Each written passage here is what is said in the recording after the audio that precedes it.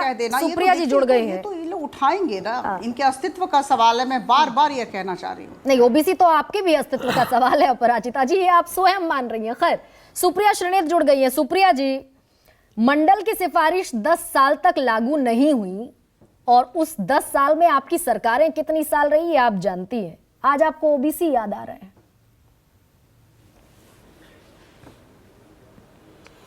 हाँ, ओबीसी को याद करने से पहले मैं महिलाओं की बात 2 मिनट करना चाहूंगी। और मैं लखनऊ से आती हूँ गरिमा जी। लखनऊ के पास ही कानपुर है और कानपुर की सबसे फेमस मिठाई की दुकान है ठग्गू के लड्डू। और उनकी पंच लाइन है, ऐसा कोई सगा नहीं जिसको हमने ठगा नहीं। और वो काम मोदी सरकार ने देश की आधी आबादी के साथ कर दिया।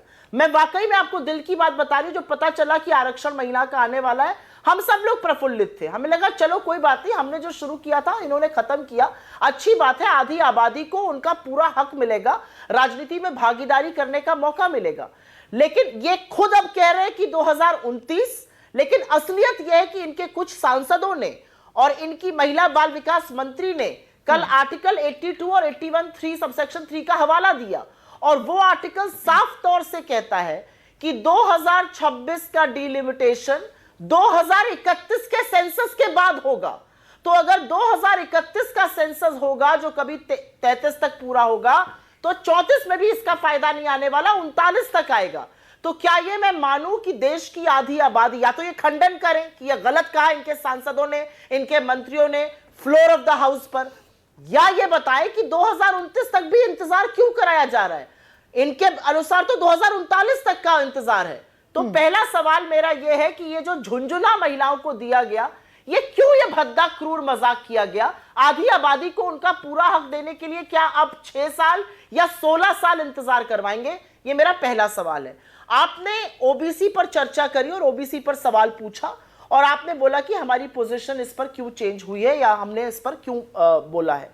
मैं 2-4 तथ्य बता देती हूँ और उसके बाद में अपनी पोजीशन के बारे में भी आपसे बात करती हूँ। और आपका कहना सही है कि हमारे लाए हुए बिल में कोटा विद इन कोटा नहीं था, इसमें हम कोटा विद इन कोटा की मांग कर रहे हैं। कांग्रेस पार्टी की सरकार 4 राज्यों में है, हमारे 3 मुख्यमंत्री ओबीसी हैं। इंडिया अलायंस की सरकार 11 राज्यों में है, 6 मुख्यमंत्री ओबीसी हैं।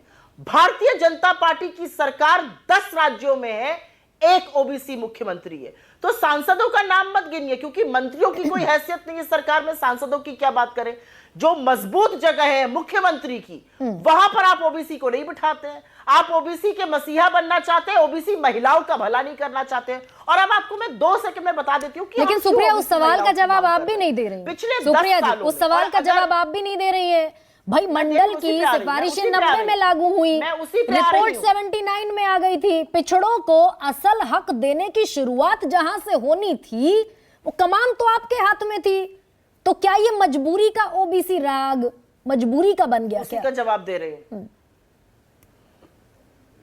नहीं, उसी का जवाब दे रही हूं। और उसका जवाब देना जरूरी इसलिए है कि अगर आप वाकई में महिलाओं का भला चाहते तो 2014 से प्रचंड बहुमत पर बैठे हुए हैं। 2023 के सितंबर में ना करना पड़ता, 2018 से पहले कर चुके होते। 21 का सेंसस होता, महिलाओं को कब का आरक्षण मिल गया होता। आप महिलाओं का आरक्षण डिलिमिटेशन और सेंसस, जनगणना और परिसीमन पर आधारित नहीं करते। उसको करने का मतलब है कि आपकी नीयत में खोट है, किंतु परंतु अपितु से आपने महिला आरक्षण को भी भर दिया। आप जो पिछड़ी वर्ग पे सवाल पूछ रही हैं, उसका मैं जवाब इसलिए देना जरूरी समझती हूं क्योंकि मुझे ऐसा लगता है कि पिछले 9, साढ़े 9, 10 सालों में इस देश में गरीबी बढ़ी है। इस देश का शोषित और वंचित समाज और मार्जिनलाइज हुआ है और उसमें पिछड़ा वर्ग इंक्लूडेड है। अगर हमने नहीं किया तो क्या जब करने का समय है और जब करने का मौका है तो हमें नहीं। तो ये मानिए सुप्रिया जी कि आपका जो स्टैंड है, ये तो कम से कम मानिए कि स्टैंड कांग्रेस का बदला, कांग्रेस को समझ में आया और ये समझने में आपको 4 लोकसभा के चुनाव लग गए। तो ये तो मैंने आपसे पहले ही कहा। हाँ।